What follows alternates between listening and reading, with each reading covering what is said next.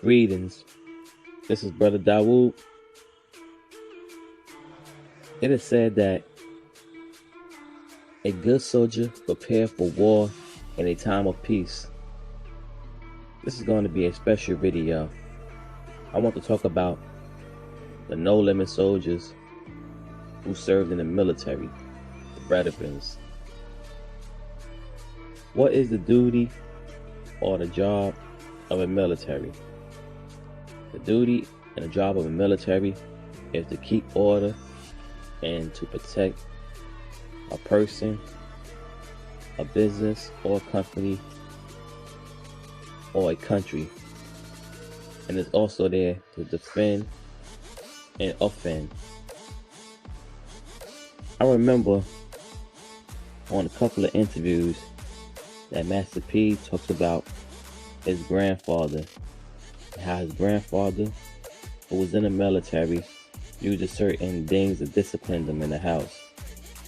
He said that when they didn't listen to the elders of their family, that his grandfather would put rice on the floor and made them kneel on it.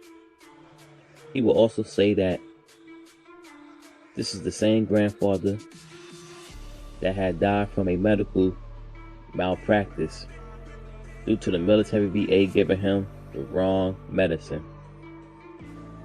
Master P don't talk much about being in the military or ever serving, but I do have a question to draw up. Was his brother Corey Miller in the military? I asked for a reason.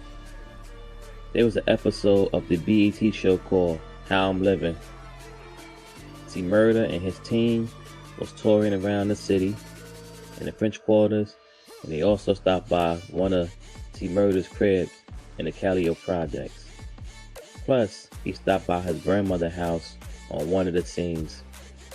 She was given a tour of her house, and she showed a picture of T. Murder and said that he was in Saudi Arabia. I never heard T. Murder in his music career, from my knowledge, mention that he was in Saudi Arabia or served in the military. But there is a picture of Corey Miller. I don't know if he was in the ROTC or actual military service. What you can see from this picture that he has on a military attire. If anyone have any knowledge of this, please feel free to leave any comments in the comment section. But another no-limit soldier I want to touch on is Mr. Servon.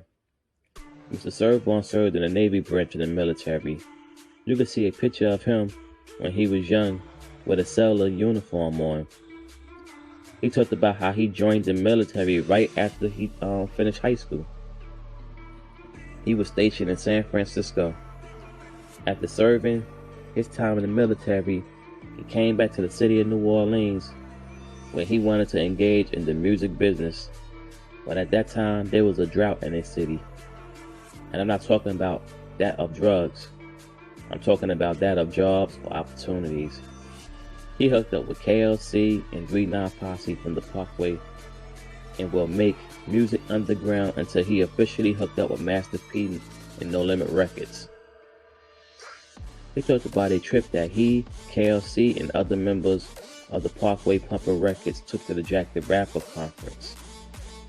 He said at the conference, there was a fight that took place between Luke and Death Row Records. He said while all of this was going on, he saw two dudes walking between the crowd to fight with guns drawn. He seen the people with the guns drawn coming towards him, and they asked him, "Are y'all good? Are y'all okay?" And these two people that came to ask Mr. Servon that was Master P and his brother Corey Miller. Serv was telling his label mates that he knew them from New Orleans. He knows T. Murder and Master P. So after this, he stated how P gave him his personal information, his business card, and said that they had to meet up one day and have breakfast and talk about his business idea with No Limit. He said that when they met, that they gave Master P their demos. Master P, after they finished breakfast, gave them a couple dollars and told him that when he get his business and things right, that he would reach back out to them. He mentioned this whole story and experience on his album titled On Another Level, on a song or the track called My Story, which featured KLC.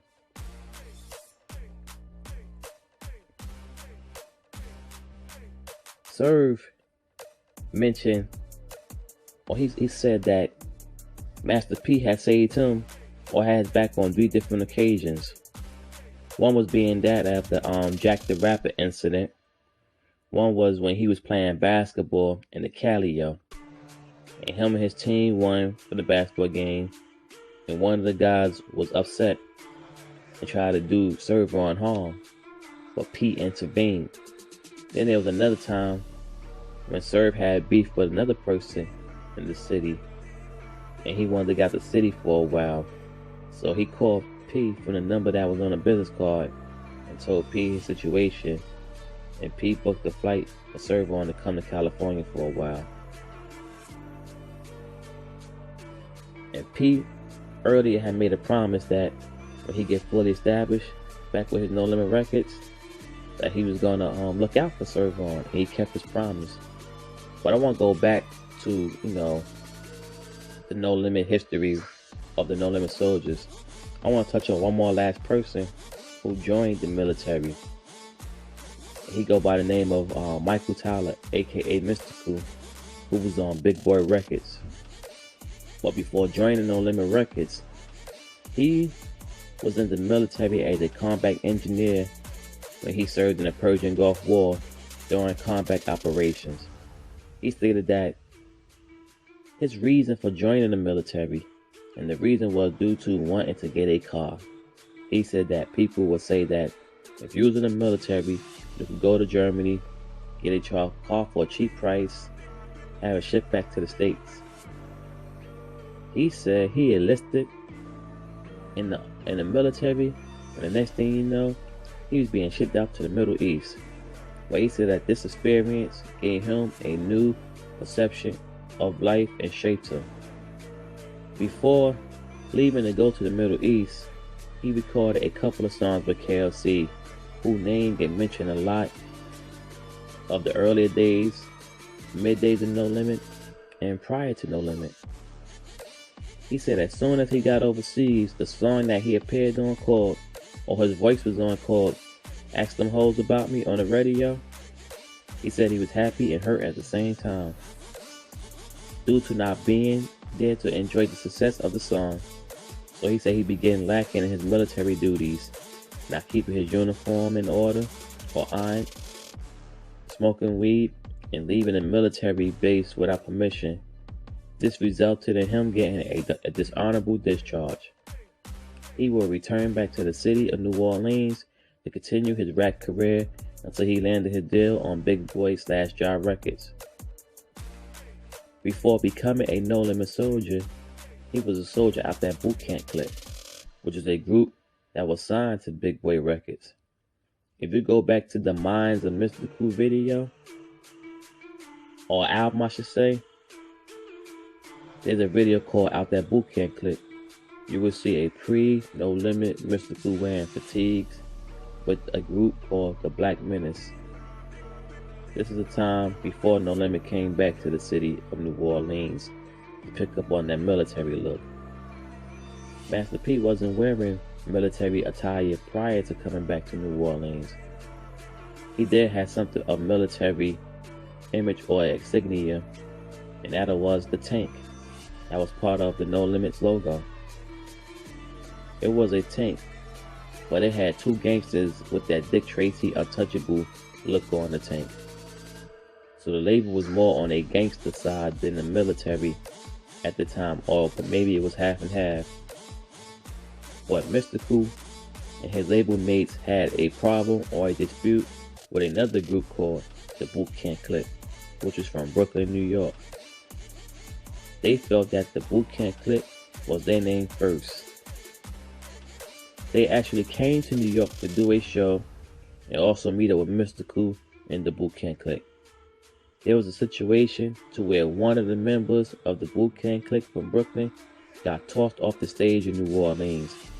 Honestly, I don't know what conclusions they came to with the use of the name, but you don't hear from none of the boot camp cliques up to this day.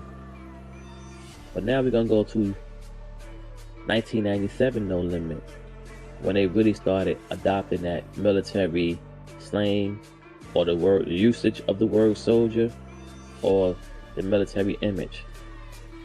A lot of people were saying that Soldier Slim was the father of that military image in the city of New Orleans.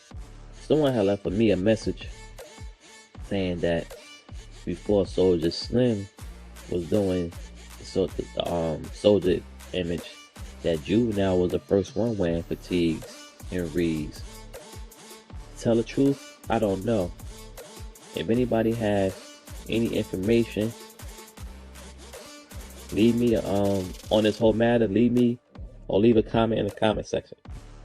But every time I see an old Soldier Slim picture or Magnolia Slim in his younger days, he always had on fatigues. I never really saw Juvenile in his younger years wearing fatigues. I never saw it. Never did. But the first song P started coming into that soldier mentality was on the 1997 True to the Game album, on a song titled No Limit Soldiers.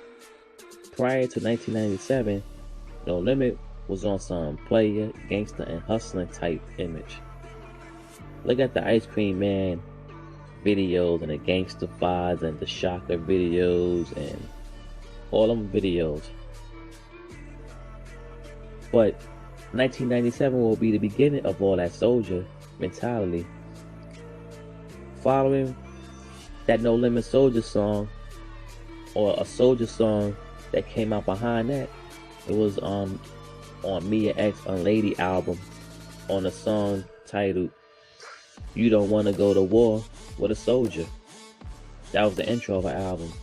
Then following behind Mia X was Mr. Servon, served a song called Let's Get It Started on the Life Insurance album.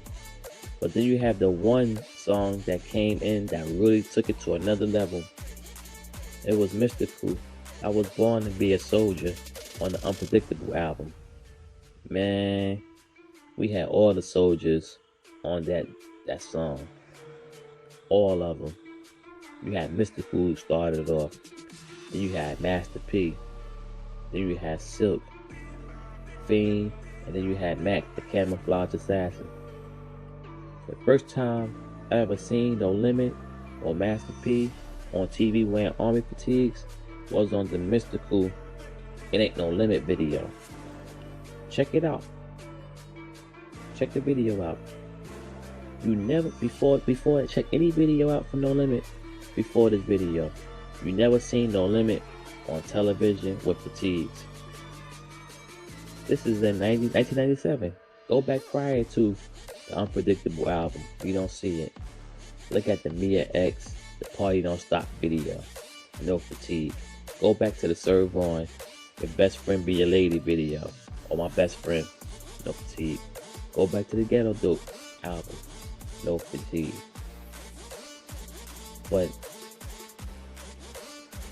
in fact, you can even go back to that True to the Game album. He had the 3 videos for that.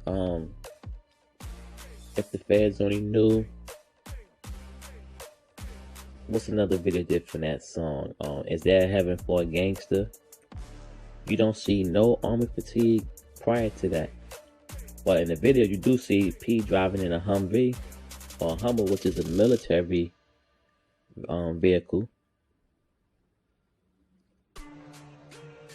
But I have a question though.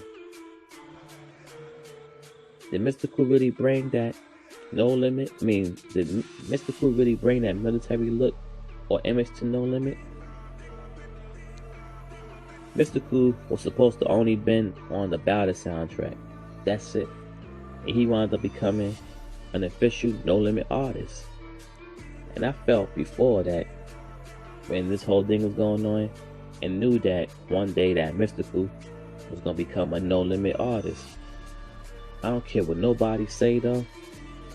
I feel that Silk's style and his elements of his style was influenced by Mystical.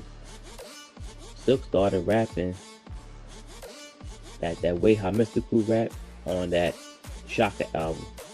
Go back prior to the Shaka album. You never heard Silk rap like that before.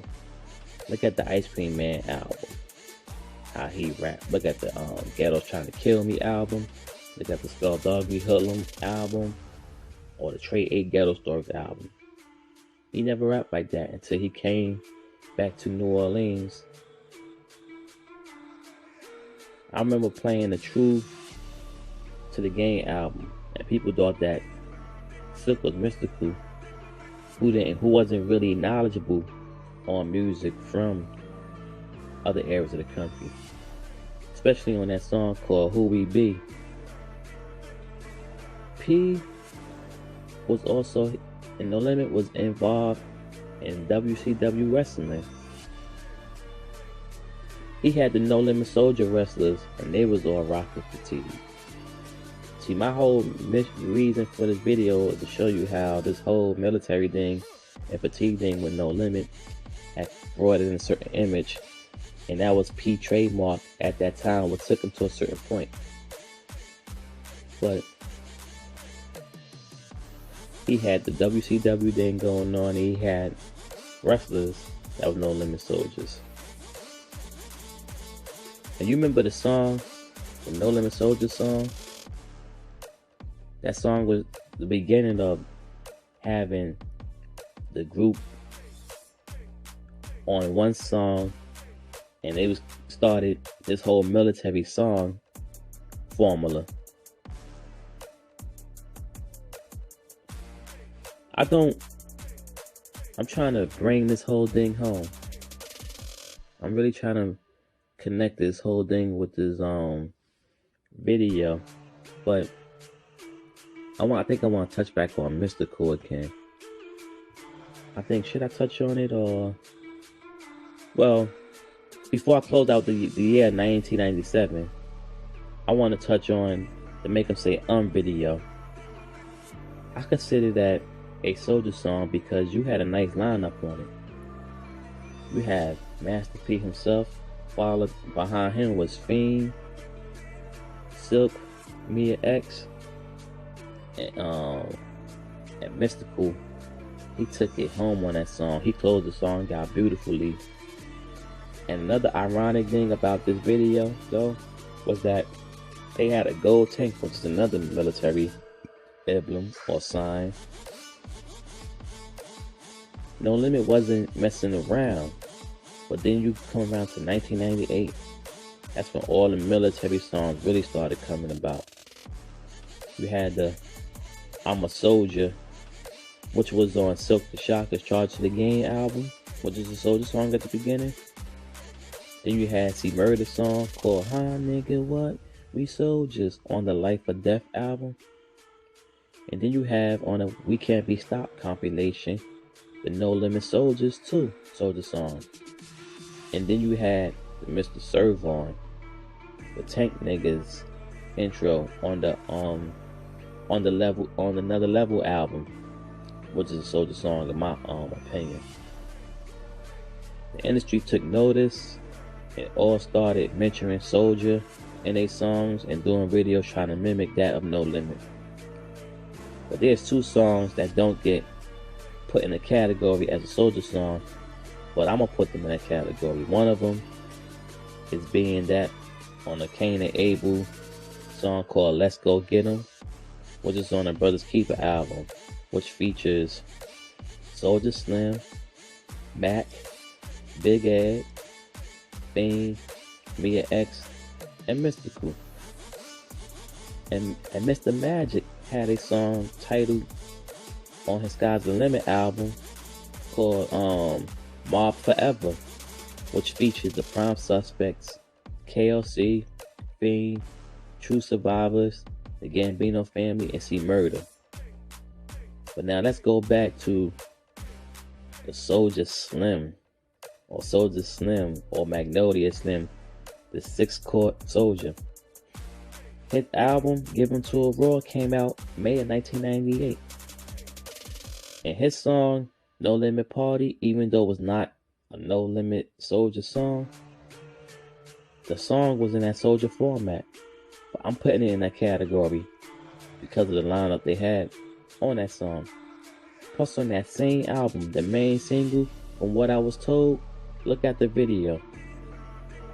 They had army fatigue on. They was in the army barracks in that video. Soldier Slim represented with that soldier image and really had everybody in that video fatigued out. Slim was put in that category as the father, like I said previously, of that fatigue style of New Orleans. Like I said in that Mac video, Mac said on that Shell Shock song on that album called Can I Ball, he said, "You camouflaged uptown, it was some to see, and when they locked you up, I continued your legacy." All of the military stuff was coming out in the year 1998. Mac called himself the Camouflage Assassin. Big Ed called himself Big Ed the Assassin. Big Ed will go on later on to start the Special Forces outlet, which is also a military special ops program. Before Slim had all his military clothes on in his picture, I saw him in every picture when he was young prior to the older pictures, I really meant to say. This is no disrespect to a juvie or juvenile, but I've been looking at all these pictures and see Slim with his military gear on. And I had a video, I'm gonna have a video coming out that everybody gonna like. One of my favorite songs and videos is Soldier Rags. And they had the fatigue bandanas on in that video. They shot that video right in Talladega Court of the Magnolia. And you can see the 6th Court right in the background. So look for that Magnolia Soldiers videos coming out real soon. But another thing I want to mention is when Snoop came to No Limit. He came right at the time when all the soldiers started, or the soldier mentality started, and was really taking off. His album was titled The Game to Be Sold, Not Told. He was put in a position to where he could live again because Snoop was receiving numerous death threats from death row. It was said that Snoop had showed up in California and was there to do a show, and that somebody wanted to hurt Snoop. It was said that P got wind of this and made a phone call. The next thing you know, you had dudes there to protect Snoop of like military type or paramilitary type image, and they had M16s, and these were the type of guys that look like you don't want to play with them. You had the No Limit Soldiers that you see on the television and doing music, but then you had those people that was behind the scenes that you would never see on camera. He had the military connections from New Orleans, military bases, other bases throughout this country, and other countries. This is Master P. Military connections. No Limit music was used to motivate soldiers when they was doing military drills. The No Limit Army lifestyle and then was real. There was really real No Limit soldiers that was off the records who wasn't on TV that was rolling with No Limit and P. But then I want to go around to that Chronic 2000 album. I know I skipped some years in between, but on that Death Row Chronic 2000 album, they had a song called It Ain't Easy Being a Soldier When It Ain't No War, which featured the Realest, Swoop G, and C-Style, which was a shot at No Limit and Snoop.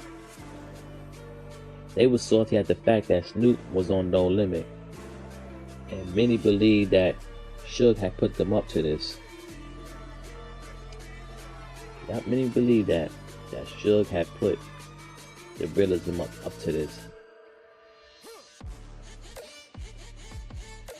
Yeah, but that was Suge and his antics. But then you have the I Got the Hookup comedy show that had a military barracks and as the backdrop.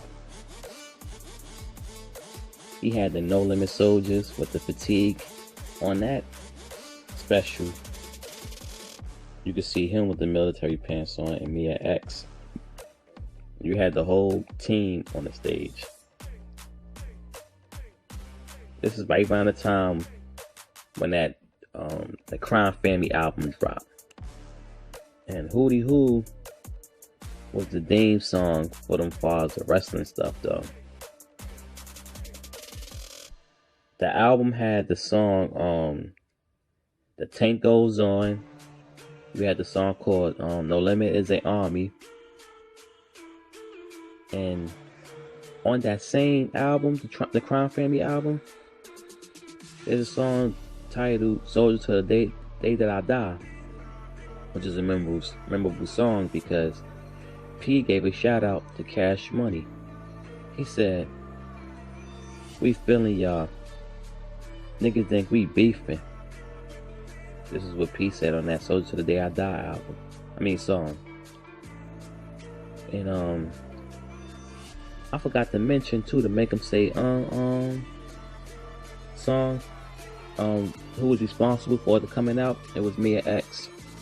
She said that people was making fun of the sound that P was making, so she said she reversed it and made it into a hot song that people, so she could take that negativity and turn it into something positive. She reversed it. And then you had P. He was on a Source magazine with that military helmet on, looking like some type of general or dictator, stuff like that. Yep, this is the Source magazine. And then you had the Bob magazine with them with the fatigues on. It was P in the middle. You had Silk, C, Mia X, and Mystical. That was a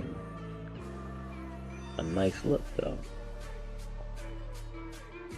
But as far as that Death Row thing that had happened with Snoop, that whole thing died. The whole attention that they was getting, that little attention they was getting, it died out.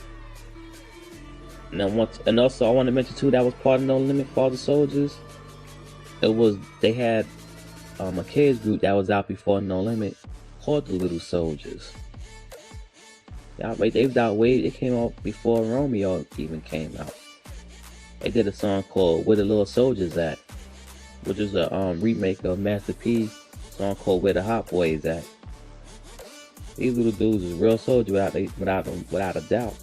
They really had rhyme skills and words. They were the sons of a No Limit artist, Freedom Short Circuit, who's supposed to have been the one at the head of No Limit East. And the name of his album was titled Gone AWOL, which is another military term. And when a person go AWOL, it's talking about those people who become absent of duty or leave without being properly relieved of their mission. If you look at that album cover, he had on military attire as well. Like I said before, he was going to be the one that was going to run and be the head of No Limit East. But his album never came out. You know, you would have artists that was outside of No Limit that started following the whole military image and, trying to, follow in the same steps. You had that dude, what's his name? Drama. I think he's from ATL. He had that song called Left, Right, Left, Right, Left. I remember people was bugging out. I was like, y'all like that Soldier song with that dude that looked like Tupac? They was bugging out. You know, you had that dude named Miracle who was from that same Georgia area. He had that song called Bounce, but he also adopted the whole military drill and imagery. And then, of course, you have Pastor Troy. You go to his album, he had the bullets of a machine gun going across his shoulder. He came out with a song called No More Playing GA, where he took a shot at Master P. It was said that Pastor Troy wanted to be a No Limit soldier, and that he tried calling No Limit on numerous occasions, but P never really responded to him. So he got upset and tired that Master P wasn't acknowledging him, and he was upset with the fact that P was getting a lot of attention. So he said, you know what? Hell with No Limit. I'ma diss them. And that's exactly what he did. But then you go to No Limit artist Mac album, World War III, on a song called We Deadly. Now World War III is another military marker. You know, you had World War I and II, but World War III is tied into the whole military thing. But on that song called We Deadly, it was saying that Master P was sending a shot at Pastor Troy for dissing him and other people. You know, on that Mac album, World War III and Shell Shock. Well, first I want to say this. Like I said before, Mac, he's the camouflage assassin. If you go to a Shell Shock album, he has a lot of military overtones in that video. We had the song called Murder, Murder, Kill, Kill. And the format and rhythm of that song is that of a military chant. Also, you had the song called Soldier Party. And then you had Camouflage Love. Even the name of that album, Shell Shock, is a military term. It's something that a person go through in the military when they go through a certain state mentally. That's what shell shock is. You know, then you had on the World War III album a song called War Party. And then you had the song called Battle Cry. And then you had the Assassination Day, which was another song that had military overtones. If I really want to do this will be a long video if I really went through all the songs or all the military overtones on it. And I'm gonna do another video, which is gonna be a gazillion times better than this one. But I'm mainly gonna go on it. It's gonna be with me and X though, because she had a lot of military overtones and a lot of her songs. She was dropping it. To tell the truth, me and X don't get the respect as a female artist that she deserves. I put her up there in my top 5 as far as female MCs. But I want to say that the tank started running out of gas. You know, No Limit took off the army fatigue and started following other influences that was out there in the music industry. I don't know how true it is, but many were saying that Cash Money was giving that deal because of how talented they were. But also, I heard that they was there to outphase No Limit. They were saying they wanted that whole military image dead. And they wanted a more friendly and less threatening image on screen. So, the spotlight that Cash or No Limit had, they made their business to give it to Cash Money. They said that the image and the influence of No Limit could have started a domino effect and would have had put people in a soldier state of mind and would stand up and want to go against the system. No Limit had a good thing and a good run. What caused the fall of No Limit, in my honest opinion, was that when Pete was focusing on basketball, and he had outside people running the No Limit enterprise. And then he started following in the ways of other people. And then that whole thing that happened with Beats by the Pound, or the meeting with the No Limit artists, where he was being on a, what they call that phone again? Speaker phone. And he said they don't want to sign a contract, F them. And right behind this, when this whole thing came out, that's when that compilation came out called Straight Off the Tank. You have ex No Limit members on that compilation. You had Big Ed, Mr. Servon, Kane and Abel, Lil Uzi from Prime Suspects, Fino, Mystical. Like, and this is the beginning, or that was like the last draw of No Limit and its decline. You know, from the events that, you know, when I saw the decline of, especially the No Limit Soljas, you know, this is the thing that we always attracted to when it came to No Limit. This run was actually from 1997 to 1999. The last time you really seen Master P really rocking the military fatigue or the outfits was in that Y'all Don't Want to Step to This video, which was on the Only God Could Judge Me album. And then and I'm gonna say on that True album, what was the name of that album? It's called The Truth. After that, that was it. No more Soldier stuff. No more Soldier drill songs. Even though when he did the new No Limits, and they had songs with all the other artists, the newer artists on it, it didn't have that feel from the 1998 or 97 to the 1999 era. It was off. And the gentleman I had a talk with yesterday, he was like,